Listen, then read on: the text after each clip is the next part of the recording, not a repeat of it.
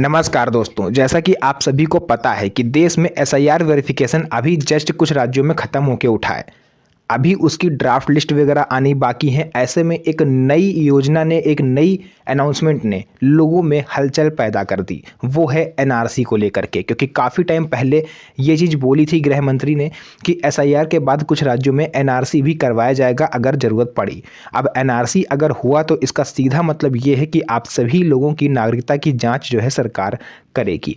अब नागरिकता की अगर जांच करेगी तो ऐसे में कौन से दस्तावेज हैं जो आपको पूरी तरह से सेफ रखेंगे और ये किस तरह से होती है, सिटीजनशिप एक्ट 1955 क्या कहता है, इन सभी चीज़ों के बारे में अगर आपको जानना है तो वीडियो को अंत तक देखिएगा। पूरी डिटेल, पूरी जानकारी आपको मैं स्टेप बाय स्टेप बताऊंगा। तो चलिए वीडियो को स्टार्ट करते हैं। तो साथियों, यहाँ पर देखिए सिटीजनशिप एक्ट 1955 और 1987 क्या कहता है। हालांकि ये एक्ट जो है ये 1955 में बना था, लेकिन इसको संशोधित किया गया था 1987 में। इस वजह से इसे दो सन से हम लोग याद रखते हैं, 2 तारीखों से इसे याद रखते हैं। भारतीय नागरिकता से जुड़े नियम सिटीजनशिप एक्ट 1955 और उसके बाद संशोधनों में ये साफ साफ बताया गया है, जो मैं आज आपको बताऊंगा। इन नियमों के अनुसार भारतीय नागरिकता पाने और साबित करने के टोटल 5 तरीके उसमें बताए गए हैं। अगर आप इन 5 में से किसी एक तरीके से भी अपनी नागरिकता साबित करने में सक्षम रहे तो आप पूरी तरह से सेफ हैं। अब वो 5 तरीके कौन से हैं वो भी मैं आपको एक एक करके बताता हूँ। तरीका नंबर 1 आ जाता है साथियों, जन्म के आधार पर नागरिकता, यानी कि बाई बर्थ। अगर आपका जन्म भारत में हुआ है तो उसका आपको प्रूफ देना पड़ सकता है। ये पहला तरीका है। जन्म वर्ष के अनुसार अगर किसी व्यक्ति का जन्म भारत में हुआ है तो वो जन्म के आधार पर भारतीय नागरिक माना जाता है।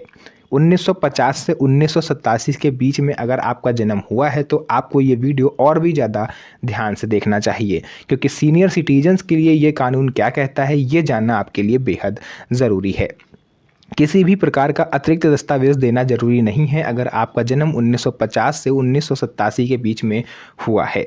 नागरिकता स्वतः आपकी मानी जाएगी, यानी कि आप ऑटोमेटिक भारतीय नागरिक माने जाओगे अगर आपका जन्म 1950 से 1987 के बीच में हुआ है। किसी तरह का कोई दस्तावेज आपको नहीं देना। अब ये चीज़ आप जानते हो, मैं जानता हूँ, तो ऐसा नहीं है कि ये चीज़ कोई तीसरा नहीं जानता।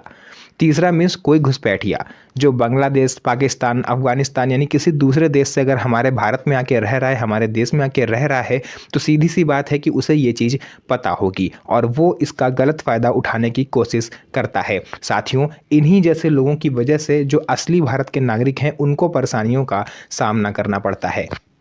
अब सरकार ने क्या करा है, अगर आपका जन्म 1950 से 1987 के बीच में हुआ है तो आपको कोई एक दस्तावेज ऐसा दिखाना पड़ेगा, कोई एक सरकारी दस्तावेज जो कि आपने इस बीच बनवाया हो या आपकी जन्म तिथि को प्रमाणित कर दे। इसमें आधार कार्ड इंक्लूड नहीं है। ये एक बड़ा झटका है सभी देशवासियों के लिए कि आपकी नागरिकता आधार कार्ड से प्रूफ नहीं होगी। आपका जन्म प्रमाण जो है वो आधार कार्ड से प्रूफ नहीं होगा, क्योंकि आधार कार्ड में जो जन्म तिथि पड़ी होती है, निर्वाचन आयोग का कहना है कि उसे हम खुद डालते हैं, किसी अधिकारी के द्वारा उसे वेरीफाई नहीं किया जाता। तो इस केस में उन जो मान लीजिए घुसपैठिया है, कोई तीसरा व्यक्ति है, अगर वो भी झूठ बोल दे कि भाई हमारा जन्म भी 1960 में हुआ है भारत में, तो क्या वो भी भारतीय नागरिक मान लिया जाएगा? बिल्कुल नहीं। इस केस में कोई एक दस्तावेज दिखाना पड़ेगा। तो अब गेहूं के साथ घुन पिसता है, आपने ये कहावत बहुत पहले सुनी होगी और आप लोग को ये भली भांति बल्कि मुझसे भी ज़्यादा पता होगी। तो यहाँ पर आप लोग गेहूं कह सकते हो, जो बाहर से प्रवासी लोग आए हैं, शरणार्थी लोग आए हुए हैं, घुसपैठिए आए हैं, और घुन हम लोग हुए। मतलब हम लोग की कोई गलती नहीं है, फिर भी हम लोग को कोई ना कोई दस्तावेज दिखाना पड़ेगा। तो साथियों, इसको लेकर के भी मैं आपको बता दूं कि 1987 से 2003 के बीच में जन्म हुआ है। माता पिता में से इन लोग को किसी एक का भारतीय नागरिक होना जरूरी है। यानी 1987 से 2003 के बीच जन्मे जो भी व्यक्ति है, उनके माता पिता हैं, उनमें से कोई एक जो है भारतीय नागरिक होना चाहिए। माता या पिता का आधार कार्ड, राशन कार्ड, पासपोर्ट, जन्म प्रमाण पत्र, इन 4 दस्तावेज में से कोई एक दस्तावेज उन्हें दिखाना होगा। फिर से सुन लीजिए दस्तावेज: आधार कार्ड, राशन कार्ड, पासपोर्ट या फिर जन्म प्रमाण पत्र। 2004 से 2025 के बीच में जिन लोगों का जन्म हुआ है, दोनों माता पिता के दस्तावेज उसमें अनिवार्य हैं। माता पिता दोनों के दस्तावेज आपको देने होंगे।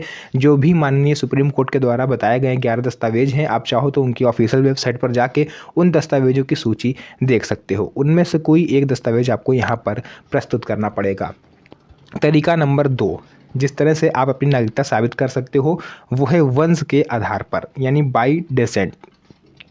अगर आपके दादा, परदादा या माता पिता भारतीय नागरिक रहे हैं तो आप वंश के आधार पर अपनी नागरिकता साबित कर सकते हो। आपको पीढ़ी दर पीढ़ी रिकॉर्ड अगर आपके पास है तो वो आप दिखा सकते हो। फैमिली रजिस्टर अगर आपके पास है, वंशावली प्रमाण पत्र अगर आपके पास है, तो इनमें से कोई भी चीज़ आप उनको दिखा सकते हो। एंड मैं ये विश्वास से कह सकता हूँ कि 80% लोगों के पास अपना वंशावली प्रमाण पत्र नहीं होता। तो इस केस में तीसरा तरीका आ जाता है जो है पंजीकरण, यानी कि बाई रजिस्ट्रेशन। लेकिन ये सभी के लिए नहीं होता, ये मुख्यतः विदेशी लोगों के लिए होता है। अगर कोई व्यक्ति भारतीय मूल का है लेकिन विदेश में रह रहा है, बहुत से ऐसे लोग हैं जो भारतीय मूल के हैं लेकिन रहते विदेशों में हैं, या विदेश में वो शादी कर चुका है, जैसे दुबई, सऊदी, यूएस वगैरह में अगर वो यहाँ से पैसे कमाने गया था और वहीं शादी करके वहीं पर सेटल हो गया, तो वह पंजीकरण के माध्यम से भारतीय नागरिक बन सकता है। जरूरी दस्तावेज आधार कार्ड, पासपोर्ट और उसको शादी से जुड़े दस्तावेज प्रस्तुत करने होंगे और उसको भारत की नागरिकता दे दी जाएगी। तरीका नंबर 4, देशीकरण, यानी बाई नेचुरलाइजेशन। यानी कि लंबे समय से भारत में रह रहा कोई भी व्यक्ति अगर भारतीय मूल से जुड़ा हो या ना हो, वह बाई नेचुरलाइजेशन के तहत नागरिकता प्राप्त कर सकता है। लेकिन इसमें भी शर्त होती है कि वो 12 साल से भारत में रह रहा हो, उसे यहाँ के तौर तरीके, नियम कानून सभी की पूरी तरह से जानकारी होनी चाहिए। ऐसे लोग जो गृह मंत्रालय की ऑफिशियल वेबसाइट है वहाँ पर आवेदन कर सकते हैं, तो सरकार की तरफ से उन्हें नागरिकता प्रमाण पत्र इशू किया जाता है, जिसे आगे चल के वो कहीं भी दिखा के किसी भी सरकारी योजना का लाभ ले सकते हैं। तरीका नंबर 5, क्षेत्र के भारत में शामिल हो जाने से। जैसे कोई देश है, अगर उस पर भारत कब्जा कर लेता है फॉर एग्जाम्पल, तो वहाँ के जो निवासी हैं वो भारत के स्वतः नागरिक मान लिए जाएंगे, उनको किसी तरह के दस्तावेजों की ज़रूरत नहीं होगी। फॉर एग्जाम्पल मैं मानता हूँ कि अगर भारत पीओके पे कब्जा कर ले तो वहाँ पे जो भी लोग रह रहे हैं वो भारत के नागरिक स्वतः मान लिए जाएंगे। तो उन सभी को एक प्रमाण पत्र इशू कर दिया जाएगा भारत सरकार की तरफ से, और उनको वो सर्टिफिकेट ले के घर पर रख लेना है, वही उनकी नागरिकता का प्रमाण होगा। तो सिटीजनशिप एक्ट 1955 साथियों यही कहता है कि वहाँ पर टोटल 5 तरीके बताए गए हैं नागरिकता साबित करने से। आप इन 5 में से किसी भी तरीके से अपनी नागरिकता साबित कर सकते हो। रही बात दस्तावेजों की, तो वो आप सुप्रीम कोर्ट ऑफ इंडिया की ऑफिशियल वेबसाइट पर जाके देख सकते हो, आप गृह मंत्रालय की ऑफिशियल वेबसाइट पर जाके देख सकते हो, आप चुनाव आयोग की ऑफिशियल वेबसाइट पर जाकर देख सकते हो। वहाँ पर आपको इन 11 दस्तावेजों की सूची मिल जाएगी। तो जो भी जानकारी थी मैंने आपको पूरा बता दिया है। अब वीडियो पसंद आई हो तो वीडियो को लाइक करके चैनल को सब्सक्राइब जरूर करिएगा। साथ ही साथ इस वीडियो को अपने यार दोस्तों, रिश्तेदारों के साथ भी शेयर कर दीजिए ताकि उन्हें भी इन चीज़ों के बारे में पता चले। तो फिलहाल के लिए आज के इस वीडियो को यहीं तक रखते हैं, फिर से मुलाकात होगी आप सभी से एक और नई मज़ेदार वीडियो में। तब तक के लिए धन्यवाद। जय हिंद।